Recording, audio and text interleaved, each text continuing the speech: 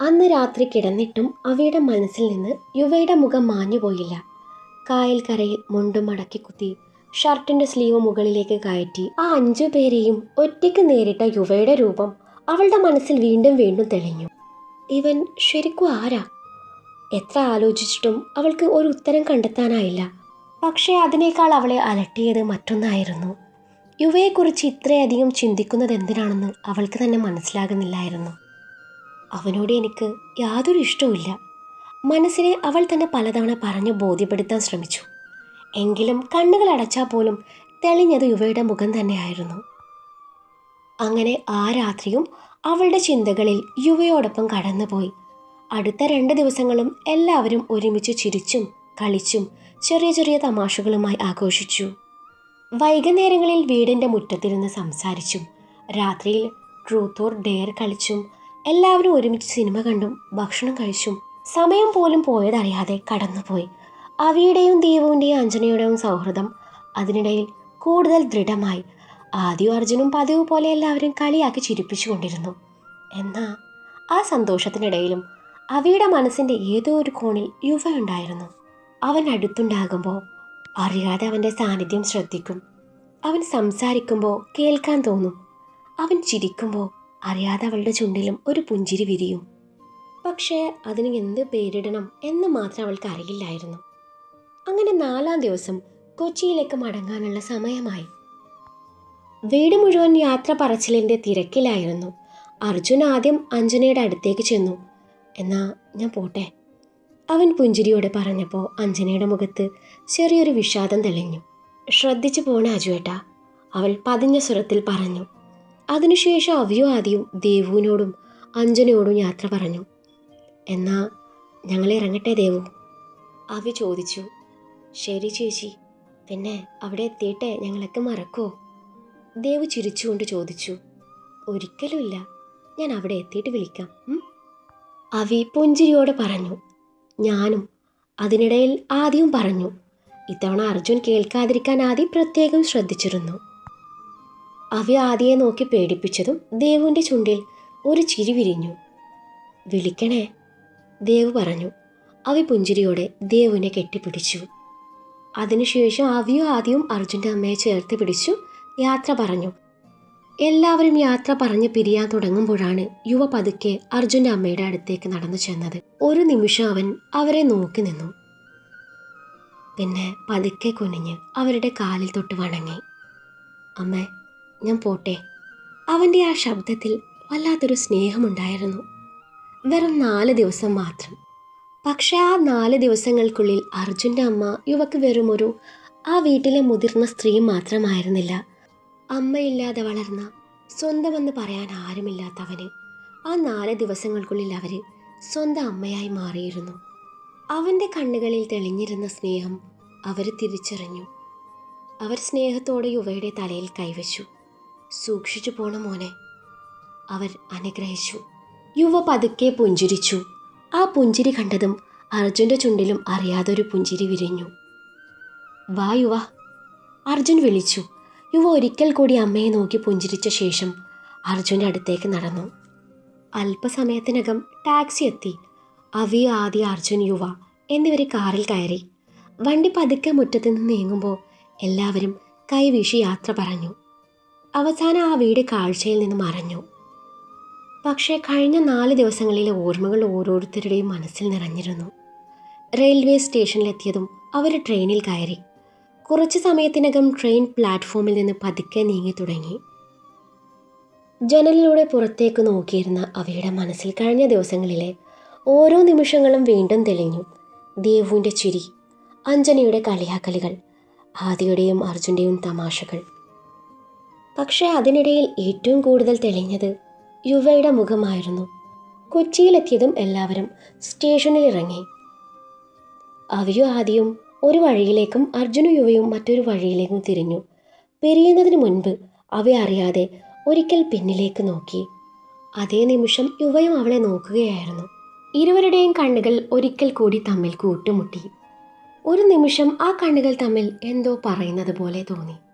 പക്ഷേ രണ്ടുപേരും ഒന്നും പറഞ്ഞില്ല. അവി പതുക്കെ മുഖം തിരിച്ചു. യുവയും അർജുൻ്റെ പിന്നാലെ നടന്നു.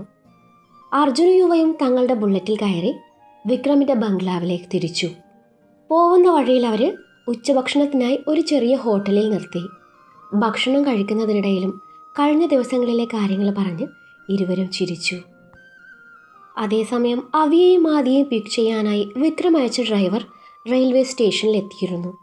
അവി കാറിൽ കയറി സീറ്റിലേക്ക് ചാരിയിരുന്നു. പക്ഷേ അവളുടെ മനസ്സ് ഇപ്പോഴും ആ റെയിൽവേ സ്റ്റേഷനിൽ തന്നെയായിരുന്നു. യുവയുമായുള്ള അവസാന നോട്ടത്തിൽ അവളുടെ ചിന്തകൾ വീണ്ടും കുടുങ്ങിക്കിടന്നു. എന്തുകൊണ്ടാണ് അവനെ മറക്കാൻ കഴിയാത്തത്? അവൾ വിൻഡോയിലൂടെ പുറത്തേക്ക് നോക്കി. കാർ പതുക്കെ മുന്നോട്ട് നീങ്ങി. യുവയും അർജുനും സഞ്ചരിച്ച ബുള്ളറ്റ് വിക്രമിൻ്റെ ബംഗ്ലാവിൻ്റെ വലിയ ഇരുമ്പ് ഗേറ്റ് കടന്ന് അകത്തേക്ക് പ്രവേശിച്ചു. വണ്ടി ഔട്ട് ഹൗസിൻ്റെ മുന്നിൽ നിർത്തിയ ശേഷം ഇരുവരും ഇറങ്ങി. യാത്രയുടെ ക്ഷീണം ഇരുവരുടെയും മുഖത്ത് വ്യക്തമായിരുന്നു. ഇരുവരും അവരവരുടെ മുറിയിലേക്ക് നടന്നു. മുറിയിലെത്തിയ യുവ പതുക്കെ വാച്ച് അഴിച്ചു മാറ്റി മേശപ്പുറത്ത് വെച്ചു. ശേഷം ഷൂസും സോക്സും അഴിച്ചു മാറ്റി. മുറിയിലെ AC ഓൺ ചെയ്ത ശേഷം ഷർട്ടിൻ്റെ മുകളിലെ പകുതിയോളം ബട്ടണുകൾ അഴിച്ചു. ശരീരം മുഴുവൻ യാത്രാക്ഷീണം കൊണ്ട് തളർന്നിരുന്നു. യുവ ബെഡിലേക്ക് മലർന്നു കിടന്ന് കണ്ണുകൾ അടച്ചു. അല്പനേരം ഒന്നും ചിന്തിക്കാതെ കിടക്കാൻ ശ്രമിച്ചു. പക്ഷേ വീണ്ടും അവയുടെ മുഖം, അവളുടെ പുഞ്ചിരി, അവളുടെ കണ്ണുകൾ, താൻ അവൾ ആദ്യമായി കണ്ട നിമിഷം മുതൽ റെയിൽവേ സ്റ്റേഷനിലെ ആ അവസാന നോട്ടം വരെ ഓരോന്നും അവൻ്റെ മനസ്സിൽ തെളിഞ്ഞു. യുവ പതുക്കെ കണ്ണുകൾ തുറന്നു. ഇതെന്താ തനിക്ക് പറ്റുന്നത്? അവൻ സ്വയം പിറുപിറുത്തു. ആ നേരത്താണ് അവൻ്റെ ഫോൺ വൈബ്രേറ്റ് ചെയ്യുന്നത്. അവൻ പതുക്കെ തൻ്റെ പോക്കറ്റിൽ നിന്നും ഫോൺ എടുത്തു. സ്ക്രീനിൽ ഒരു മെസ്സേജ് തെളിഞ്ഞു. Operation shadow status updates required. യുവയുടെ മുഖം വീണ്ടും ഗൗരവമായി. തൻ്റെ മനസ്സിലെ ചിന്തകളെ പാടെ മായ്ച്ചു കളഞ്ഞു അവൻ കണ്ണടച്ചു കിടന്നു. വൈകാതെ അവൻ മയക്കത്തിലേക്ക് വഴുതി വീണു. അതേസമയം അടുത്ത മുറിയിൽ അർജുൻ ബെഡിൽ കിടന്നുകൊണ്ട് ഫോണിൽ അഞ്ജനയുടെ ഫോട്ടോ നോക്കുകയായിരുന്നു. അതിനിടയിൽ അമ്മയ്ക്കും അഞ്ജനയ്ക്കും വിളിച്ച് എത്തിയ വിവരം പറഞ്ഞു. വൈകാതെ അവനും ഉറക്കത്തിലേക്ക് വഴുതി വീണു. യുവയും അർജുനും എഴുന്നേൽക്കുമ്പോഴേക്കും സന്ധ്യ കഴിഞ്ഞിരുന്നു. മുറിയിലെ ജനൽപ്പാളികളിലൂടെ ഇരുട്ട് പതിയെ അകത്തേക്ക് കയറി തുടങ്ങിയിരുന്നു. യുവ എഴുന്നേറ്റ് വാച്ചിലേക്ക് നോക്കി. ഫ്രഷായി അടുക്കളയിലേക്ക് ചെന്നതും അർജുൻ കോഫി റെഡിയാക്കുന്നുണ്ട്. അർജുൻ കോഫി 2 കപ്പിലേക്ക് പകർത്തി ഒന്ന് യുവയ്ക്ക് നേരെ നീട്ടി. കോഫി സിപ്പ് ചെയ്യുന്നതിനിടയിൽ നേരത്തെ വന്ന മെസ്സേജിനെ കുറിച്ച് യുവ അർജുനോട് പറഞ്ഞു. ഇരുവരും ഹാളിലേക്ക് നടന്നു. അതിനിടയിൽ വിക്രമിൻ്റെ ബംഗ്ലാവിൽ സ്ഥാപിച്ച റെക്കോർഡിംഗ് ഉപകരണവുമായി ബന്ധിപ്പിച്ച ഇയർബഡ്സ് യുവ തൻ്റെ ചെവിയിൽ വെച്ചു. ആ നേരത്താണ് ആദിയുടെയും അവിയുടെയും ശബ്ദം അവൻ കേൾക്കുന്നത്. ഒന്നുകൂടെ വ്യക്തമായി കേൾക്കാൻ വേണ്ടി അവൻ തൻ്റെ മുറിയിലെ ബാൽക്കണിയിലേക്ക് നടന്നു. എൻ്റെ ആദി, നീ അത് കാണേണ്ടത് തന്നെയായിരുന്നു. അങ്ങേരെ ആ മുണ്ടും മടക്കി കുത്തി അവന്മാർ ഓരോരുത്തരെയായി ഇടിച്ച് വീഴ്ത്തുന്നത് കണ്ടപ്പോഴേ എൻ്റെ രോമം വരെ എഴുന്നേറ്റ് സല്യൂട്ട് അടിച്ചില്ലേ. ഒരു നിമിഷം എനിക്ക് അങ്ങേരോട് ക്രഷ് അടിച്ചോന്നേ എനിക്ക് തന്നെ സംശയം ഉണ്ടായിരുന്നു. ആ, അത് നിൻ്റെ സംസാരത്തിൽ നിന്നും എനിക്ക് മനസ്സിലാവുന്നുണ്ട്. എന്നിട്ട് നീ ബാക്കി പറ. ബാക്കി പറയാനൊന്നുമില്ല. ഞാനേ എൻ്റെ പ്ലാൻ ചെറുതായി ഒന്ന് മാറ്റിപ്പിടിക്കാൻ പോവാം. എന്ന് വെച്ചാ? സംശയത്തോടെ ആദ്യം ചോദിച്ചു. എന്ന് വെച്ചാ ഞാനേ നാളെ തൊട്ട് അവനെ പ്രേമിക്കാൻ പോവാം. ആ, എനിക്കറിയായിരുന്നു ഇതിവിടെ വരെ എത്തുമെന്ന്. എടാ പൊട്ടാ, നീ മുഴുവൻ കേൾക്ക്. ശരിക്കും പ്രേമിക്കുമെന്നല്ല, പ്രേമിക്കുന്നത് പോലെ അഭിനയിക്കാൻ പോവാം.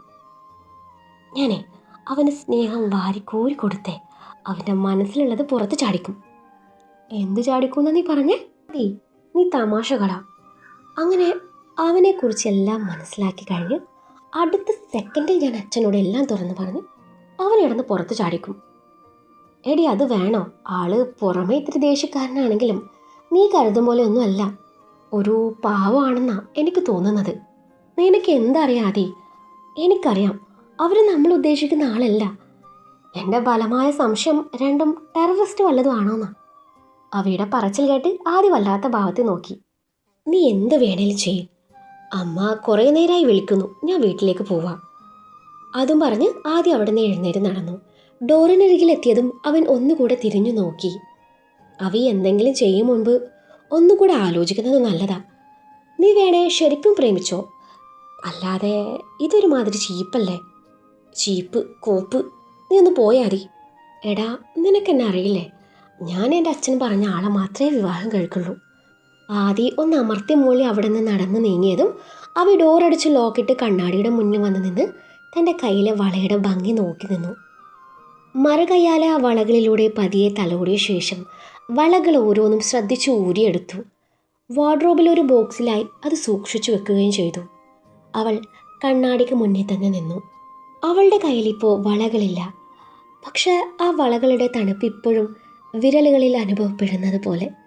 യുവ അവളുടെ കയ്യിൽ വളയണിയിച്ച നിമിഷം വീണ്ടും വീണ്ടും മനസ്സിലേക്ക് വന്നു. അവൻ്റെ വിരലുകൾ തൻ്റെ കൈകളിൽ സ്പർശിച്ചപ്പോൾ അറിയാതെ താൻ ശ്വാസം പിടിച്ചു നിന്നത്. അവൻ്റെ കണ്ണുകളിലേക്ക് നോക്കിയപ്പോൾ എന്തോ പറയാനുണ്ടായിരുന്നത് പോലെ തോന്നിയത് എല്ലാം അവളുടെ മനസ്സിൽ വീണ്ടും തെളിഞ്ഞു. അവ കണ്ണുകൾ പതുക്കെ അടച്ചു. എൻ്റെ ഹൃദയമേ, ചതിക്കല്ലേ. നീ എന്നെ കൊണ്ട് ഇങ്ങനെ വേണ്ടാത്തത് ചിന്തിപ്പിക്കരുത്. ഞാൻ അവനെ വെറുക്കണം, അതാ എനിക്ക് വേണ്ടത്, അവൾ സ്വയം പറഞ്ഞു. പക്ഷേ ഹൃദയം അതിന് മറുപടി നൽകിയില്ല. പകരം റെയിൽവേ സ്റ്റേഷനിൽ വെച്ച് അവസാനമായി കണ്ട ആ കണ്ണുകളായിരുന്നു വീണ്ടും ഓർമ്മ വന്നത്. അവൻ തന്നെ നോക്കുകയായിരുന്നു. താനും അവനെ നോക്കിയിരുന്നു. ആ നോട്ടത്തിൽ എന്തായിരുന്നു? ഒരു സംശയമോ, ഒരു മുന്നറിയിപ്പോ, അതോ താൻ പോലും സമ്മതിക്കാൻ ഭയക്കുന്ന മറ്റെന്തെങ്കിലും? അവ പെട്ടെന്ന് കണ്ണുകൾ തുറന്നു. ഇല്ല, ഇതൊന്നും എനിക്ക് ബാധകമല്ല. കണ്ണാടിയിൽ സ്വന്തം പ്രതിബിംബത്തെ നോക്കി അവൾ ഉറച്ച സ്വരത്തിൽ പറഞ്ഞു. യുവയെ പ്രണയിക്കുന്നത് പോലെ അഭിനയിച്ചാൽ മതി. അവൻ്റെ മനസ്സിലുള്ള സത്യം പുറത്തു കൊണ്ടുവരണം. പക്ഷെ ആ വാക്കുകൾ പറയുമ്പോഴും അവളുടെ കണ്ണുകൾ വീണ്ടും വാർഡ്രോബിനുള്ളിലെ ആ ചെറിയ ബോക്സിലേക്ക് നീങ്ങി. അവൾ പതുക്കെ അതെടുത്തു തുറന്നു. അതിനുള്ളിൽ ഭംഗിയായി സൂക്ഷിച്ചിരുന്ന വളകൾ. അവൾ അവയെ കുറച്ചു നേരം നോക്കി നിന്നു. പിന്നെ അറിയാതെ ഒരു വള വിരലുകൾക്കിടയിലെടുത്തു. ചുണ്ടിൽ വളരെ നേർത്തൊരു പുഞ്ചിരി തെളിഞ്ഞു. ഇതും വെറും അഭിനയമാണ്, അവൾ പതുക്കെ പറഞ്ഞു. പക്ഷെ അവളുടെ ഹൃദയം മാത്രം ആ വാക്കുകൾ വിശ്വസിച്ചില്ല. അതേസമയം യുവ ബാൽക്കണിയിൽ നിശബ്ദനായി നിന്നു. ചെവിയിൽ ഇയർബഡ്സ്. അവയുടെ ശബ്ദം ഇപ്പോഴും അവൻ്റെ ചെവികളിൽ മുഴങ്ങുന്നുണ്ടായിരുന്നു. ഞാനേ നാളെ തൊട്ട് അവനെ പ്രേമിക്കാൻ പോവാ. യുവയുടെ മുഖത്ത് ഒരു നിമിഷം ആശ്ചര്യം തെളിഞ്ഞു. പിന്നെ അവളുടെ അടുത്ത വാക്കുകൾ കേട്ടതോടെ ആ ഭാവം പതുക്കെ മാറി. പ്രേമിക്കുന്നത് പോലെ അഭിനയിക്കാൻ പോവാ. അവൻ്റെ കണ്ണുകൾ ചെറുതായി ചുരുങ്ങി. അവൾ പറഞ്ഞ ഓരോ വാക്കും അവൻ വ്യക്തമായി കേട്ടിരുന്നു. യുവ ഇയർബഡ്സ് പതുക്കെ ഊരി. ഒരു നിമിഷം എന്തിനെന്നറിയാതെ അവൻ്റെ ഉള്ളം ചെറുതായി വിങ്ങി. അടുത്ത നിമിഷം അവൻ്റെ ചുണ്ടിൽ നേർത്തൊരു പുഞ്ചിരി വിരിഞ്ഞു. പക്ഷെ അത് പ്രണയത്തിൻ്റെ പുഞ്ചിരിയായിരുന്നില്ല. ഒരു വേട്ടക്കാരൻ തൻ്റെ മുന്നിലുള്ള നീക്കം തിരിച്ചറിഞ്ഞപ്പോൾ വിരിയുന്ന പുഞ്ചിരിയായിരുന്നു. അപ്പോൾ അവൻ പതുക്കെ പറഞ്ഞു, കളി തുടങ്ങാൻ പോകുന്നത് നീയാണല്ലേ അവിക റാത്തോർ? അവൻ തിരിഞ്ഞു മുറിയിലേക്ക് നടന്നു. മേശപ്പുറത്ത് കിടന്നിരുന്ന ഫോണിലേക്ക് നോക്കി. സ്ക്രീനിൽ വീണ്ടും ഒരു മെസ്സേജ് തെളിഞ്ഞു. Operation shadow mission active. യുവയുടെ കണ്ണുകളിലെ മൃദുത്വം പൂർണ്ണമായി അപ്രത്യക്ഷമായി. അടുത്ത നിമിഷം അവൻ ഒരു നമ്പറിലേക്ക് വിളിച്ചു മിഷനെക്കുറിച്ചുള്ള അപ്ഡേറ്റ്സ് ഒക്കെ നൽകി. പിറ്റേന്ന് രാവിലെ പുലർച്ചയുടെ വെളിച്ചം ഔട്ട് ഹൗസിൻ്റെ വലിയ ജനാലയിലൂടെ മുറിയിലേക്ക് പതിച്ചപ്പോഴേക്കും യുവ ഉണർന്നിരുന്നു. പതിവ് പോലെ തന്നെ അവൻ കൃത്യമായി തയ്യാറായി. ഇളം നീല ഷർട്ട്, കറുത്ത പാൻറ്, കയ്യിൽ വാച്ച്. കണ്ണാടിയുടെ മുന്നിൽ നിന്ന് ഷർട്ടിൻ്റെ കഫ് ശരിയാക്കുന്നതിനിടയിൽ കഴിഞ്ഞ രാത്രിയിലെ സംഭാഷണം വീണ്ടും അവൻ്റെ മനസ്സിലൂടെ കടന്നുപോയി. ഞാനേ നാളെ തൊട്ട് അവനെ പ്രേമിക്കാൻ പോവാ. യുവയുടെ ചുണ്ടിൽ നേരിയൊരു പുഞ്ചിരി തെളിഞ്ഞു. പ്രേമിക്കുന്നത് പോലെ അഭിനയിക്കാൻ പോവാ. അവൻ വാച്ചിലേക്ക് നോക്കി. അപ്പോൾ ഇന്നു മുതൽ അഭിനയത്തിൻ്റെ ആദ്യ ദിവസം, അവൻ പതുക്കെ പറഞ്ഞു. പക്ഷെ അടുത്ത നിമിഷം തന്നെ ആ പുഞ്ചിരി മാഞ്ഞു. നിന്റെ കളി എന്തായാലും എൻ്റെ ജോലി വേറെയാണ് മിസ് അവിക റാത്തോർ. അത് മനസ്സിൽ പറഞ്ഞ് അവൻ ഇയർബഡ്സ് ചെവിയിൽ വെച്ച് ബാൽക്കണിയിൽ ചെന്നിരുന്നു. അവയുടെ മുറിയിലെ ശബ്ദങ്ങൾക്ക് കാതോർത്തു. അതേസമയം അവയുടെ മുറിയിൽ രാവിലെ മുതൽ തന്നെ ചെറിയൊരു യുദ്ധമായിരുന്നു. കണ്ണാടിക്ക് മുന്നിൽ നിന്നുകൊണ്ട് അവൾ പല വസ്ത്രങ്ങളും മാറി മാറി നോക്കി. ഇത് കുറച്ച് ഓവറാണോ? അവൾ ഒരു ഡ്രസ്സിലേക്ക് നോക്കി. ഇതിട്ടാ ഞാൻ ശരിക്കും പ്രേമിക്കാൻ വന്നതുപോലെ തോന്നും. അവൾ മറ്റൊന്നെടുത്തു. അത് തന്നെയല്ല വേണ്ടത്, അവൾ സ്വയം ഓർമ്മിപ്പിച്ചു. അവസാനം ലളിതമായെങ്കിലും മനോഹരമായൊരു വസ്ത്രം തിരഞ്ഞെടുത്തു. മുടി അഴിച്ചിട്ടു. പിന്നെ കണ്ണാടിയിൽ കൂടി ഒന്ന് നോക്കി. പിന്നെ വളരെ നേരിയൊരു പുഞ്ചിരി മുഖത്ത് വരുത്താൻ ശ്രമിച്ചു. ഹായ് യുവ, അവൾ പറഞ്ഞു. പിന്നെ ഉടനെ മുഖം ചൊളിച്ചു. ഛേ, ഇതെന്ത് കോപ്പാണ്. വീണ്ടും ശ്രമിച്ചു. ഗുഡ് മോർണിംഗ് യുവ. അല്ലെങ്കിൽ യുവ വേണ്ട, യുവി മതി. ഒരല്പം സ്പെഷ്യൽ ആയിക്കോട്ടെ. ഈ തവണ ശബ്ദത്തിൽ അല്പം സ്നേഹം ചേർത്തു. സ്വന്തം ശബ്ദം കേട്ടപ്പോൾ അവൾക്ക് തന്നെ ചിരി വന്നു. അയ്യേ, അവൾ മുഖം കൈകളിൽ പൊത്തി. ഇത് അഭിനയിക്കാനാണോ ഇത്ര പാട്? ഒരു നിമിഷം നിശബ്ദയായി നിന്ന ശേഷം അവൾ ഗൗരവത്തോടെ കണ്ണാടിയിലെ തൻ്റെ പ്രതിബിംബത്തെ നോക്കി. അവി, നീ മറക്കരുത്, ഇത് വെറും അഭിനയമാണ്, അവൾ സ്വയം ഓർമ്മിപ്പിച്ചു. അവൻ്റെ സത്യം പുറത്തു കൊണ്ടുവരണം. അവൾ വാതിൽ തുറന്ന് പുറത്തേക്ക് നടന്നു. അവളുടെ സംസാരമൊക്കെയും കേട്ടതും യുവയുടെ ചുണ്ടിൽ നേർത്തൊരു പുഞ്ചിരി മൊട്ടിട്ടു. അവൻ ഇയർബഡ്സ് ഊരി പോക്കറ്റിലിട്ട് താഴേക്ക് നടന്നു. ഗാർഡനിൽ വിക്രം അവനെയും കാത്തിരിപ്പായിരുന്നു. ഇരുവരും കാര്യമായ സംസാരത്തിലാണ്. ആ നേരത്താണ് അവി അങ്ങോട്ട് വരുന്നത്. ഗാർഡനിലെ പൂക്കളുടെ അരികിൽ നിന്നുകൊണ്ട് അവൻ്റെ ശ്രദ്ധ കിട്ടാൻ വേണ്ടി എന്തൊക്കെയോ ചെയ്തു നോക്കി. എന്നാൽ അവൻ ആ ഭാഗത്ത് നോക്കിയതേയില്ല. സംസാരം അവസാനിപ്പിച്ച് വിക്രം അവിടുന്ന് പോയതും യുവ ഗാർഡൻ ബെഞ്ചിലിരുന്ന് പത്രം വായിക്കാൻ തുടങ്ങി. അവി അവൻ്റെ അരികിലേക്ക് നടന്നു. അവിയെ കണ്ടതും അവൻ പതിവ് പോലെ തല ഉയർത്തി നോക്കി. ഒന്നും സംഭവിച്ചിട്ടില്ലാത്തതുപോലെ, ഒരു സാധാരണ നോട്ടം മാത്രം. പക്ഷെ അവിയുടെ ഹൃദയം പെട്ടെന്ന് വേഗത്തിൽ മിടിച്ചു. ഇപ്പം തന്നെ തുടങ്ങിയേക്കാം, അവൾ മനസ്സിൽ പറഞ്ഞു. ചുണ്ടിലൊരു പുഞ്ചിരി വരുത്തി അവൻ്റെ അടുത്തേക്ക് നടന്നു. Good morning. യുവ പത്രം താഴ്ത്തി അവളെ നോക്കി. Good morning. അവൻ്റെ ശബ്ദം പതിവ് പോലെ ശാന്തമായിരുന്നു. അവി ഒരു നിമിഷം അവനെ നോക്കി നിന്നു. അവനൊന്നും സംശയിക്കുന്നില്ലെന്ന് ഉറപ്പാക്കാൻ അവൾ അടുത്തേക്ക് നീങ്ങി. ഇന്നലെ നന്നായി ഉറങ്ങിയോ? അവളുടെ ആ ചോദ്യം കേട്ട് യുവയുടെ പുരികം ഒരൽപ്പം ഉയർന്നു. ഉറങ്ങി. എനിക്ക് തീരെ ഉറങ്ങാൻ പറ്റിയില്ല, അവി പതിഞ്ഞ സ്വരത്തിൽ പറഞ്ഞു. യുവ പത്രം ടീപ്പോയിൽ വെച്ചു. എന്തു പറ്റി? അവി അവനെ നോക്കി. ഒരു നിമിഷം അവളുടെ കണ്ണുകളിൽ യഥാർത്ഥമായൊരു ഭാവം തെളിഞ്ഞു. പക്ഷെ ഉടനെ അവൾ അതൊരു അഭിനയമാക്കി മാറ്റി. ഒന്നുമില്ല, അവൾ ചിരിച്ചു. ചില കാര്യങ്ങൾ ഓർത്തിക്കിടന്നപ്പോൾ ഉറക്കം വന്നില്ല. എന്ത് കാര്യങ്ങൾ? യുവ ചോദിച്ചു. അവയുടെ ഉള്ളിൽ ചെറിയ ഭയം. ഇത്രയും പെട്ടെന്ന് ചോദിക്കുമെന്ന് കരുതിയില്ല. അവൾ പതുക്കെ അവൻ്റെ കണ്ണുകളിലേക്ക് നോക്കി. നിന്നെക്കുറിച്ച്. യുവയുടെ മുഖത്ത് ഒരു നിമിഷം പോലും അതിശയം പ്രകടമായില്ല. പക്ഷെ ഉള്ളിൽ അവൻ ചിരിച്ചു. അവനൊന്നും അറിയാത്തതുപോലെ ചോദിച്ചു. എന്നെക്കുറിച്ചോ? ഒന്ന് മൂളിക്കൊണ്ട് അവൻ തല താഴ്ത്തി. അന്നത്തെ ദിവസം ആ കായൽക്കരയിൽ നടന്നതൊക്കെ ഓർത്തു. യുവ അവളെ നോക്കി. അതിലെന്താണ് ഇത്ര ആലോചിക്കാനുള്ളത്? അറിയില്ല, അവൾ പതുക്കെ പറഞ്ഞു. അന്ന് നീ അവന്മാരെ അടിച്ചതൊക്കെ ഞാൻ കണ്ടിരുന്നു. എനിക്ക് വേണ്ടിയല്ലേ നീ അന്ന് അവരെയൊക്കെ അടിച്ചത്? അവൾ ഒരു നിമിഷം നിർത്തി. ആ നിമിഷം എനിക്ക് നിന്നെക്കുറിച്ച് പുതിയൊരു ഫീല് തോന്നി. യുവയുടെ കണ്ണുകളിൽ ചെറുതായി ഒരു തിളക്കം. പക്ഷെ മുഖത്തവനൊന്നും കാണിച്ചില്ല. എന്ത് ഫീൽ? അവൻ ചോദിച്ചു. അവയെ അവനെ നോക്കി. അവളുടെ കവിളുകൾ നേരിയ ചുവപ്പ് പടർന്നു. അത് അവൾ പതുക്കെ ചിരിച്ചു. പറയാൻ പറ്റില്ല. യുവ പതുക്കെ എഴുന്നേറ്റു. എന്നാ പറയണ്ട. അവയെ അമ്പരന്ന് അവനെ നോക്കി. എന്താ? അല്ല, പറയാൻ പറ്റില്ലെന്നല്ലേ പറഞ്ഞേ. എന്നാ പിന്നെ നിനക്ക് പറയാൻ തോന്നുമ്പോൾ പറഞ്ഞാൽ മതി, അവൻ വളരെ സ്വാഭാവികമായി പറഞ്ഞു. ഛേ, ഇയാളെന്തിങ്ങനെ?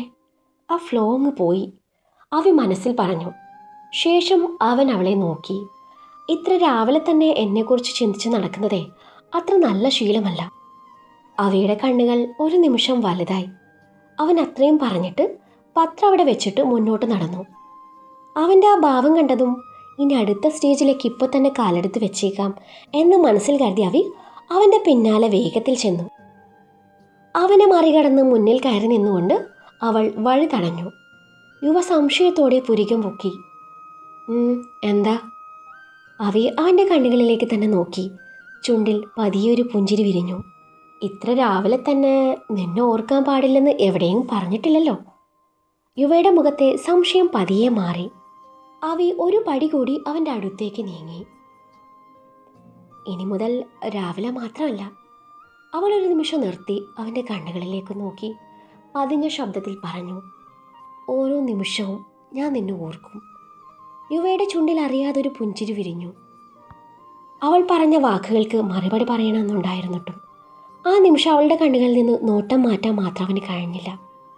അവളുടെ വാക്കുകൾ കേട്ടതും യുവയുടെ പുഞ്ചിരി ഒന്നുകൂടി ആഴമായി. പക്ഷേ അവനത് അവളെ കാണിക്കാതെ മുഖം ഗൗരവത്തിലാക്കി. വലിയ ഡയലോഗ്സൊക്കെ ആണല്ലോ. അവ ചിരിച്ചു. ഡയലോഗല്ല, സത്യ. അവളുടെ മറുപടി കേട്ടതും യുവ ഒന്നും പറഞ്ഞില്ല. അവൻ അവളെ കുറച്ച് നിമിഷം നോക്കി നിന്നു. വഴിയിൽ നിന്ന് മാറ്. അതും പറഞ്ഞ് അവളെ പിടിച്ചു മാറ്റി അവൻ മുന്നോട്ട് നടന്നു. അവൻ ഔട്ട് ഹൗസിൻ്റെ സ്റ്റെയർ കയറി. പിന്നാലെ അവളും കയറി. ഒന്ന് നിൽക്കൂന്നേ, ഞാൻ ശരിക്കും പറഞ്ഞതാ. യുവ പടി കയറുന്നതിനിടയിൽ നിർത്താതെ തന്നെ മുന്നോട്ട് നടന്നു. അവിയും പിന്നാലെ ഓടിക്കയറി അവൻ്റെ മുന്നിൽ വീണ്ടും കയറി നിന്നു. എനിക്ക് ഇയാളെ പ്രേമിക്കാൻ തോന്നുന്നുണ്ട്. യുവ അവളെ നോക്കി. മുഖത്ത് യാതൊരുവിധ ഭാവമാറ്റവുമില്ല. അവി തുടർന്നു. ശരിക്കും എനിക്ക് ഇയാളെ പ്രേമിക്കാൻ തോന്നുന്നുണ്ട്. പ്രേമിച്ചോ, പക്ഷേ ഇതിനകത്ത് കടന്നുള്ള പ്രേമൊന്നും നടക്കില്ല. അല്ലാതെ പ്രേമിക്കോ പ്രേമിക്കാതിരിക്കോ എന്ത് വേണേലും ചെയ്യും, യുവ പുച്ഛിച്ചു. അവൾക്ക് മറുപടി ഒട്ടും ഇഷ്ടമായില്ല. നീയും എന്നെ പ്രേമിക്കണം. യുവ പുരികം ചുളിച്ചു. എന്തോ കേട്ടില്ല. അത് പിന്നെ നീയും എന്നെ തിരിച്ചിഷ്ടപ്പെടണം എന്ന് പറഞ്ഞതാ. നിനക്ക് എന്താടി വയ്യേ? ഇന്നലെ വരെ ഒരു കുഴപ്പമില്ലായിരുന്നല്ലോ. അവി ഉടനെ തല കുലുക്കി. ആര് പറഞ്ഞു? അവൾ അവൻ്റെ കണ്ണുകളിലേക്ക് നോക്കി. നിന്നെ ആദ്യമായി കണ്ടപ്പോഴേ എൻ്റെ അടിവയറ്റിൽ മഞ്ഞ് വീണിരുന്നു. യുവയുടെ ചുണ്ടിൻ്റെ കോണിൽ ചെറിയൊരു പുഞ്ചിരി തെളിഞ്ഞു. നിന്റെ അടിവയറ്റിൽ മഞ്ഞ് വീണ ഫീലേ ഞാനന്ന് ഹോസ്പിറ്റലിൽ വെച്ച് കണ്ടായിരുന്നു. അവ പെട്ടെന്ന് കണ്ണുകൾ വലുതാക്കി. അതിന് നിന്നെ ഞാൻ അവിടെ വെച്ചാണ് ആദ്യമായി കണ്ടതെന്ന് ഞാൻ പറഞ്ഞില്ലല്ലോ. യുവ ഒന്നും മിണ്ടിയില്ല. അവ ഒരു പടി കൂടി അടുത്തേക്ക് വന്നു. ഇല്ലല്ലോ. അവളുടെ ശബ്ദത്തിൽ ഇപ്പോൾ കളിയേക്കാൾ സത്യസന്ധതയായിരുന്നു. എനിക്ക് നിന്നെ ആദ്യം കണ്ടപ്പോഴേ ക്രഷ് അടിച്ചതാ. സത്യം. യുവയുടെ മുഖത്തെ ഭാവം അല്പം മാറി. പിന്നെ അന്നത്തെ അടി കൂടി കണ്ടപ്പോഴേ അവൾ ചിരിച്ചു. അതങ്ങ് പീക്ക് ലെവലിലേക്കായി. എനിക്കെൻ്റെ ഫീലിങ്സ് കൺട്രോൾ ചെയ്യാൻ പറ്റുന്നില്ല യുവി. യുവ അവളെ നോക്കി നിന്നു. കോൾ മീ യുവ. അത് മതി. അവ ഉടനെ ചിരിച്ചു. അത് നിന്നെ എല്ലാവരും വിളിക്കുന്നതല്ലേ. അവി തല ചിരിച്ച് അവനെ നോക്കി. ഞാൻ നിന്നെ യുവിനെ വിളിക്കും. യുവയുടെ കണ്ണുകൾ ചെറുതായൊരു ചിരി വിരിഞ്ഞു. അവി യുവി, എന്തൊരു മാച്ചാ. പറഞ്ഞു കഴിഞ്ഞു? അവൻ്റെ ചോദ്യം കേട്ട് ഇല്ല, അവൾ തലകുലുക്കിക്കൊണ്ട് പറഞ്ഞു. കഴിഞ്ഞില്ല. ഒരു നിമിഷം അവൾ നിശബ്ദയായി. പിന്നെ അവൻ്റെ കണ്ണുകളിലേക്ക് നേരെ നോക്കി ഒരു മടിയും കൂടാതെ പറഞ്ഞു, യുഫി, ഐ ലവ് യു. ആ വാക്കുകൾക്ക് ശേഷം സ്റ്റെയർ കേസിൽ ഒരു നിമിഷം നിശബ്ദത പടർന്നു. യുവ അവളെ നോക്കി. അവൻ്റെ മുഖത്ത് ചിരിയില്ല, തമാശയുമില്ല. അവി പ്രതീക്ഷയോടെ മറുപടിക്കായി കാത്തുനിന്നു. പക്ഷെ യുവ പതുക്കെ പറഞ്ഞു, എന്നാ കേട്ടോ. അവൻ്റെ ശബ്ദം ഇത്തവണ പതിവിലധികം ശാന്തമായിരുന്നു. എനിക്ക് നിന്നോട് ഒരു ഫീലിങ്സും ഇല്ല. അവയുടെ മുഖത്തെ പുഞ്ചിരി പതിയെ മാഞ്ഞു. ഒരു നിമിഷം മുമ്പ് ധൈര്യത്തോടെ നിന്നിരുന്ന അവളുടെ കണ്ണുകളിൽ ചെറിയൊരു ഞെട്ടൽ തെളിഞ്ഞു. ഒന്നുമില്ലേ? യുവ അവളുടെ കണ്ണുകളിലേക്ക് നോക്കി. ഒന്നുമില്ല. അത്രയും പറഞ്ഞവൻ അവളെ മറികടന്ന് മുകളിലേക്ക് നടന്നു. അവി അവിടെ തന്നെ നിന്നു. അവൻ്റെ ഓരോ ചുവടുകളും അവളുടെ മനസ്സിൽ മുഴങ്ങി.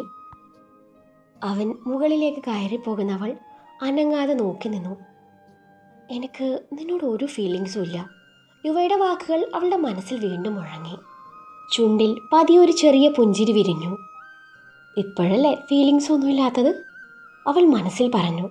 പക്ഷെ നോക്കിക്കോ യുവ, ഈ അവി അത്ര പെട്ടെന്ന് തോൽക്കാൻ പോകുന്നില്ല. അവൻ്റെ പിന്നാലെ നോക്കിക്കൊണ്ടവൾ പതുക്കെ തലചരിച്ച് പുഞ്ചിരിച്ചു. നിനക്കെന്നോട് ഫീലിങ്സ് ഇല്ലെങ്കിലേ ഉണ്ടാക്കണം, അത്രയേ ഉള്ളൂ. നീ തന്നെ അറിയാതെ എന്നെ ഇഷ്ടപ്പെടുന്ന അവസ്ഥയിലേക്ക് നിന്നെ എത്തിക്കും.